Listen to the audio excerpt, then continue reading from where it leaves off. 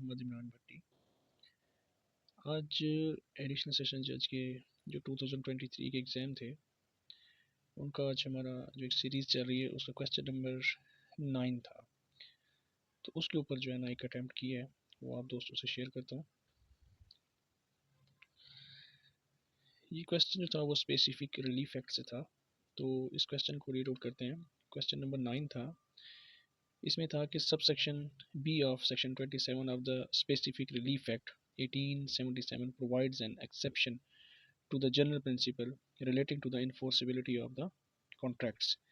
Explain requisite condition for claiming exemption therefrom, and elaborate that what steps taken would be considered sufficient for the purpose of meeting the standard of adequate due diligence for any information regarding original contract. तो इसका मतलब ये था कि section 27 के अंदर एक general principle बताया गया है। तो सेक्शन 27 वैसे जो जनरल स्पेसिफिक रिलीफ एक्ट के अंदर जो एक जनरल प्रिंसिपल बताया गया है, उसमें जो सेक्शन 27 है उसकी जो सब क्लॉज बी है वहाँ पे एक एक्सेप्शन बताई गई है जनरल प्रिंसिपल की। तो उसका ऊपर जो सवाल था ना कि उसको एक्सप्लेन करें, ठीक है। एक्सप्लेन उसकी जो कंडीशन थी ना कि हम किस तरह वो एग्जाम्पशन जो है ना वो सीख कर सकते हैं, ठीक है। फिर ये कहा कि ये भी एलेबोरेट करें कि क्या स्टेप्स जो है ना लेने चाहिए जो लॉ में ये कंसीडर किए जाएँ कि ये sufficient for the purpose of meeting the standard of adequate due diligence, कि वो उस स्टैंडर्ड को मीट कर सकें या उस रिक्वायरमेंट को मीट कर सकें कि एक बंदे ने अपनी प्रॉपर प्रिकॉशंस के साथ जो है ना वो काम किए हैं कि वो एक्सेप्शंस के अंदर फॉल कर सकता है, एक्सेप्शन जो है ना वो क्लेम कर सकता है। तो वो पूछा गया कि वो कौन से जो है ना सफिशेंट जो स्टेप्स हैं वो कौन से हैं, ठीक है। तो उनका भी ये पूछा गया इस क्वेश्चन के अंदर। तो general principle of specific performance जो है ना वो क्या होता है, वो ये है कि under the Specific Relief act कोई भी शख्स जो होता है ना जो प्रॉपर्टी एक्वायर करता है फ्रॉम अ सेलर, जो ट्रांसफरर होता है, वो क्या करता है, can generally be compelled to honour a prior agreement that the transferrer made with another party. Specific Relief Act के अंदर एक जनरल प्रिंसिपल ये है कि कोई भी बंदा अगर प्रॉपर्टी एक्वायर करता है सेलर से, जो ट्रांसफरर होता है और जिसको दी जा रही होती है वो ट्रांसफरी होता है, वो क्या कर सकता है, उसको भी कंपेल किया जा सकता है कि अगर ये चीज़ सामने आ जाए कि कोई प्रायर एग्रीमेंट था बिटवीन द पार्टीज़, ठीक है। और ये जो ट्रांसफरर है ना, जो सेलर था, वो किसी और पार्टी के साथ पहले ही कोई एग्रीमेंट बना के खड़ा था और दूसरा एग्रीमेंट जो है ना ये ट्रांसफरी के साथ हुआ है। तो जनरल प्रिंसिपल ये है कि आप दोनों को पार्टी बना के उनके खिलाफ सूट फॉर स्पेसिफिक परफॉर्मेंस जो है ना वो फाइल कर सकते हैं, ठीक है। अब इसकी एक्सेप्शन क्या है, सब सेक्शन जो 27 सेक्शन 27 का जो सब क्लॉज बी है वो एग्जाम करता है किसको, बोनाफाइड ट्रांसफरीज, कि जो ट्रांसफरी है ना उसकी जो इंटेंशन थी ना वो बोनाफाइड थी। उसने जो प्रॉपर्टी परचेज किया है उसने प्रॉपर कंसिडरेशन के साथ पे मतलब प्रॉपर कंसिडरेशन के साथ जो है उसने प्रॉपर्टी परचेज किया है और विदाउट नोटिस, उसको नोटिस भी नहीं था कि पहले ही कोई प्रायर कॉन्ट्रैक्ट हो चुका है, ठीक है। This means that if a subsequent buyer acquires the property in good faith, अगर कोई बाद में ख़रीदने वाला जो बायर था उसने गुड फेथ के अंदर और एक अच्छी खासी वैल्यूएबल कंसिडरेशन दे के, ठीक है, और उसको नॉलेज भी नहीं था कि पहले कोई प्रायर जो है ना एग्रीमेंट हुआ पड़ा है, तो वो बंदा जो है ना प्रोटेक्टेड है फ्रॉम स्पेसिफिक परफॉर्मेंस ऑब्लिगेशन। तो स्पेसिफिक परफॉर्मेंस का दावा उसके अगेंस्ट जो है ना परफॉर्म नहीं किया जा सकता। तो ये 27 की बी क्लॉज के अंदर जो एक्सेप्शन है ना वो ये है, ठीक है। तो जनरल प्रिंसिपल और उसकी एक्सेप्शन को हमने एक्सप्लेन किया। अब मैं थोड़ा सा इसकी ना एग्जांपल लिखी है। जनरल प्रिंसिपल की एक एग्जांपल ये है कि ए जो है ना enters into a contract to sell his land to be for certain price.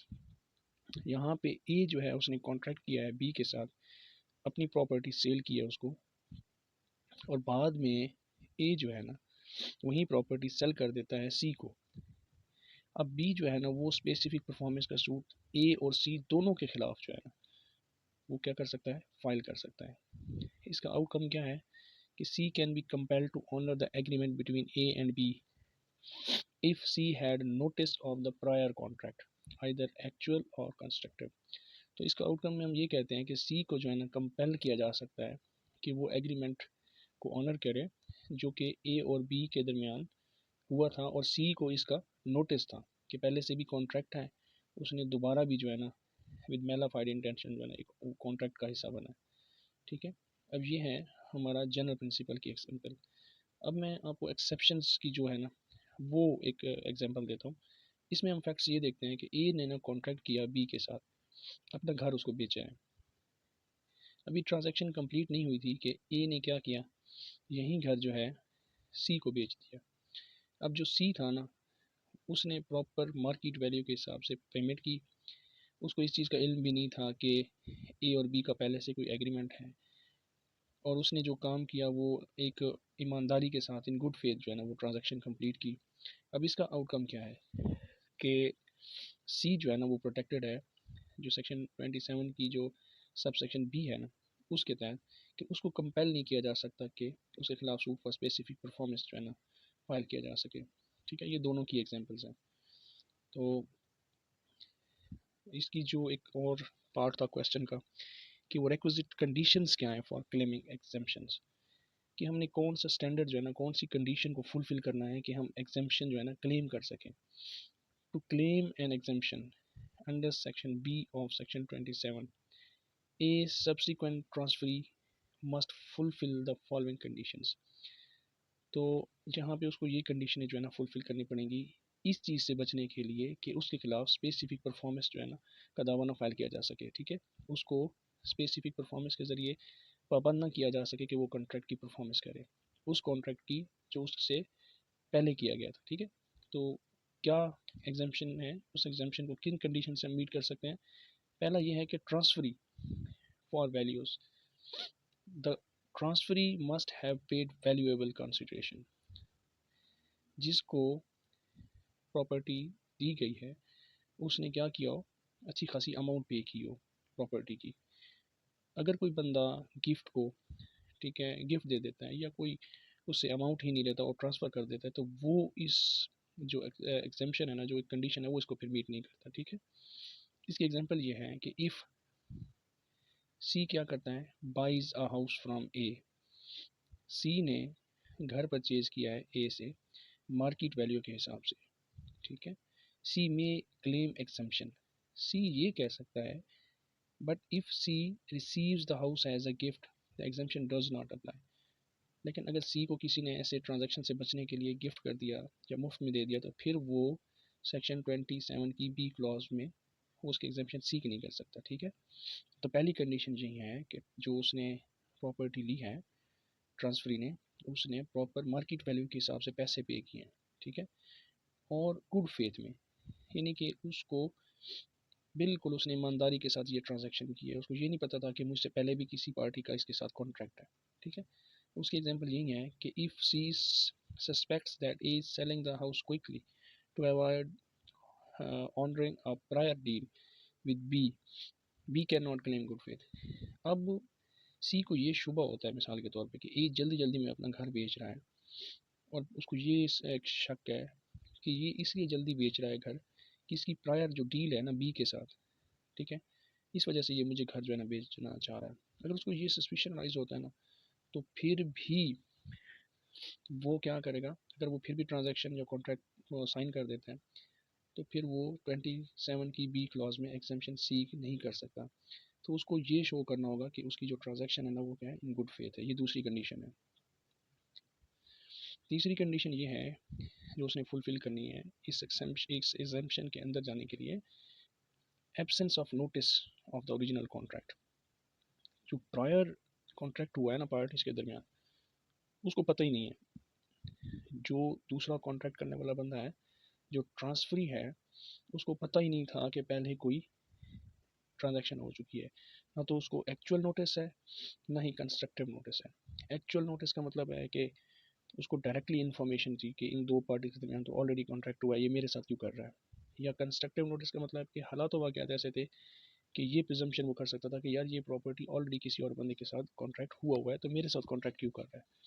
तो एब्सेंस ऑफ नोटिस उसने क्लियर करना है कि मुझे नहीं नोटिस था कि पहले ही ये बंदा किसी और बंदे के साथ कॉन्ट्रैक्ट में है। तो ये तीसरी कंडीशन है। ठीक है, अब क्वेश्चन का जो हिस्सा था कि वो steps to meet the standard of adequate due diligence, ठीक है, ऐसे कौन से स्टेप्स हैं जो लिए जाएं जो इस स्टैंडर्ड को मीट कर सकें कि एक बंदे ने ड्यू डिलिजेंस के साथ जो है ना वो काम किया है। ठीक है, तो अ ट्रांसफरी जो है must take sufficient measures to ensure there are no prior claim और contracts affecting the property. The following steps, ये जो है ना स्टेप्स उसने लेने हैं। सबसे पहले कॉन्ट्रैक्ट करने से पहले उसने एग्जामिनेशन ऑफ पब्लिक रिकॉर्ड करना है। मिसाल के तौर पर अगर कोई रजिस्ट्री वगैरह है, कोई चीज़ें हैं, तो वो रिकॉर्ड वेरीफाई करेगा कि कहीं ये प्रॉपर्टी पहले से किसी और को ट्रांसफ़र तो नहीं हुई। ठीक है, तो ये स्टेप्स उसने लेने हैं अपनी सेक्शन 27 की बी क्लॉज के अंदर जो एक्सेप्शन है ना उसके अंदर जाने के लिए। वो कहेगा कि सर मेरे खिलाफ ये जो केस है इसकी स्पेसिफिक परफॉर्मेंस नहीं हो सकती, क्योंकि मैंने जब कॉन्ट्रैक्ट किया तो मैंने प्रॉपर रिकॉर्ड की छानबीन की है, मैंने नहीं देखा कि पहले किसी और के साथ इसका कॉन्ट्रैक्ट हुआ था। ठीक है, वो फिर ये कहेगा कि मैंने पोजेशन भी जाके देखा था कि जिस प्रॉपर्टी का मेरे साथ जिसने मुआहदा वगैरह किया तो मैंने वहाँ पे इंक्वायरी की तो पोजेशन भी किसी के पास नहीं था। इसकी एग्जांपल भी आप देख लीजिएगा। ठीक है, फिर वो ये कहेगा तीसरी कंडीशन कि रिव्यू ऑफ ट्रांसफर्स कंडक्ट। ठीक है, अगर उसको कोई शुबा होता है कि ये बंदा जो जल्दी जल्दी में मुझे घर भेज रहा है, तो उसने उसकी जो है ना रिव्यू भी किया, उसने उसका बिहेवियर वगैरह ये सारी चीज़ें उन्होंने ना मार्केट वैल्यू के हिसाब से सारी चीज़ों को चेक किया, तमाम प्रिकॉशंस की, इन्वेस्टिगेट किया मामले को। ठीक है, तो ये उसकी एक ड्यू डिलिजेंस के अंदर जो है ना एक कंडीशन है जो फुलफिल हो रही है। उसने प्रॉपर्टी परचेज करने से पहले जो रेलिवेंट पार्टीज थी ना उनसे कम्युनिकेट भी किया। ठीक है, तो ये भी वो एक स्टैंडर्ड है जो उसको वो मीट कर रहा है। ऑब्टेनिंग लीगल ओपिनियन, किसी एडवोकेट्स वगैरह से उसने लीगल एडवाइस भी ली कि ये प्रॉपर्टी है ना तो किसी के पास कब्जा है ना ही पहले ट्रांसफ़र हुई, तो तमाम तरह उन्होंने ये जो है ना प्रिकॉशंस किए हैं। तो ये वो कंडीशंस हैं जो एक उसकी ड्यू डिलिजेंस को शो कर रही हैं। अगर वो ये 4-5 चीज़ें दिखाएगा तो जिस बंदे ने उनके खिलाफ suit for specific performance court में फाइल किया है तो वो जो है डेफिनेटली डिसमिस ही होगा उसके अगेंस्ट। ठीक है, क्योंकि वो सेक्शन 27 की बी क्लॉज की एक्सेप्शन में चला गया। अब इसका हम एनालिसिस करते हैं, जो एक्सेप्शंस जो पॉलिसी है उसका ऑब्जेक्टिव क्या है। The exception aims to protect innocent purchases who act in good faith and rely on the apparent title of the transferrer. ठीक है, तो जो बंदा इतनी प्रिकॉशंस करने के बाद, इतने चीज़ों को बरी बीनी के साथ करने के बाद अगर वो विद बोनाफाइड इंटेंशन चीज़ को परचेज भी कर लेता है तो उनको प्रोटेक्ट करने के लिए ये जो है ना एक्सेप्शन लॉ के अंदर ऐड की गई है। However, the law imposes the duty of inquiry and investigation on such transfers। तो कानून ने उसके ऊपर ये चीज़ें इम्पोज की हैं कि वो तमाम तरह ये प्रिकॉशंस करेगा।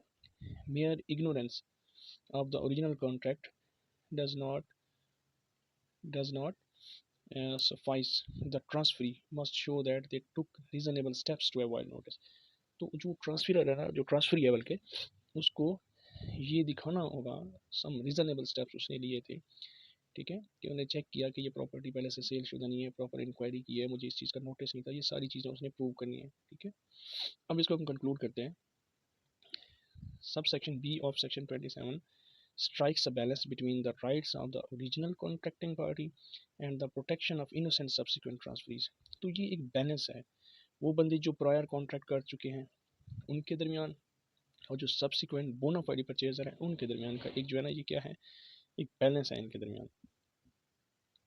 For a transferee to claim exemption, जो बोनाफाइड परचेजर है जिसको प्रॉपर्टी ट्रांसफ़र की गई है, जो ट्रांसफरी है, उसने क्या प्रूव करना है कि उसने वैल्यूएबल कंसिडरेशन में ये प्लॉट परचेज किया, प्रॉपर्टी परचेज की, एक्टेड इन गुड फेथ, और उसने प्रॉपरली क्या किया, कंडक्टेड ड्यू डिलिजेंस।